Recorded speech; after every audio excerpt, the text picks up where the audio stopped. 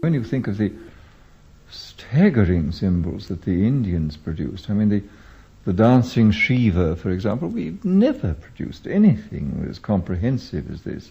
The Dancing Shiva, those little bronze statues, it is the Shiva with 4 arms dancing with 1 foot raised.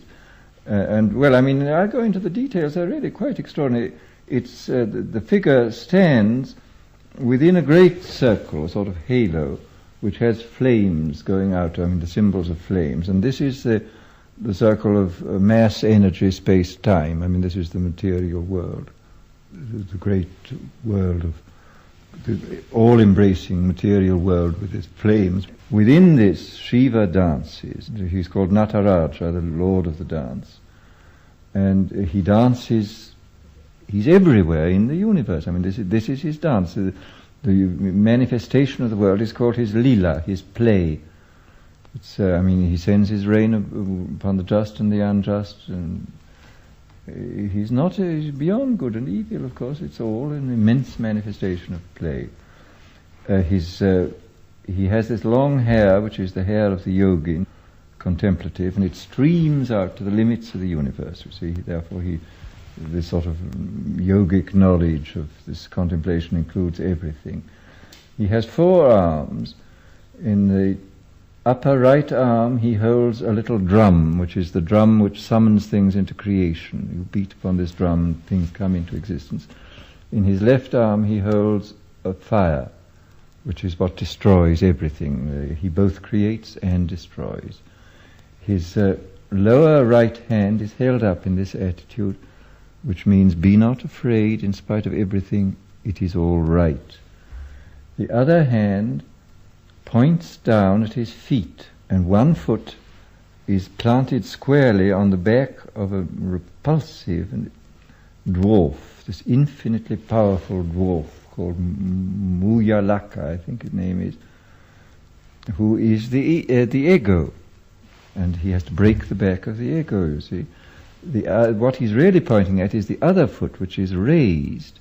And this means this foot is raised against gravitation and is the symbol of spiritual contemplation.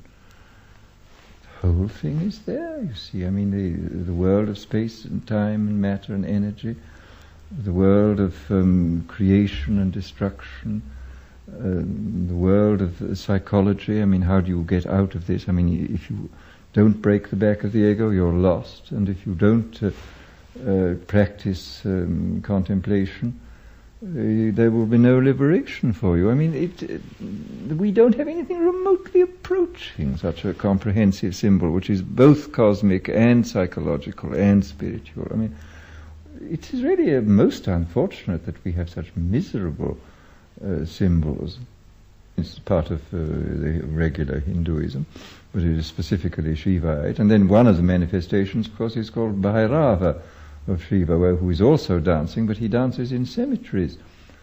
And I mean, to remind us that the dance of life isn't always very jolly. I mean, that he dances just as much in misery and death as in life and elation. I mean, this has to be accepted. And of course, again, it's only by the lifted foot that we can accept it. I mean, it actually is completely compatible with the modern scientific idea. I mean, it includes the world, you see, of mass, energy, space and time. And the idea of the infinite energy dancing timelessly and forever through this world. Dancing through human mentality too. I mean, that the world is felt to be, of course, a kind of outrage, because the play goes on even inside ourselves, although we are sentient beings, and yet the hand is raised, everything is finally all right, in spite of everything, if, as Buddha says, I show you sorrow and the ending of sorrow. The ending of sorrow is putting your foot on the back of the dwarf and raising the other foot in against gravity into the state of contemplation. I mean, the whole thing is there, stated in this single, extremely elegant. I mean, these Shiva images from the south of India are very, very elegant. They're most beautiful pieces of sculpture, the best of them. But it's a shame we don't have any good symbols like this to remind us of who we are and of what we can do about it, if anything. No, we're very, very poor in it. I mean, we have some of the Christian symbols, which are not really satisfactory. I mean, the symbol of the cross is fairly good, but it doesn't take into account the sort of cosmic side of life. I mean, it doesn't take into account mass, energy, space, and time, which is essential.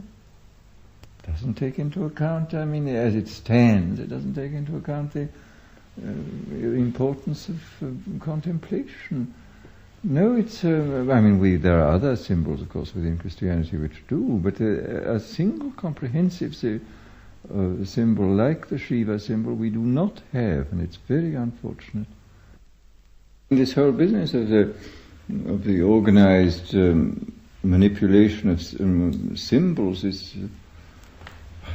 I mean, the human mind is a symbolific instrument. I mean, it exists to manufacture symbols, to turn immediate experience into symbols for the purpose of managing it in a fairly convenient way.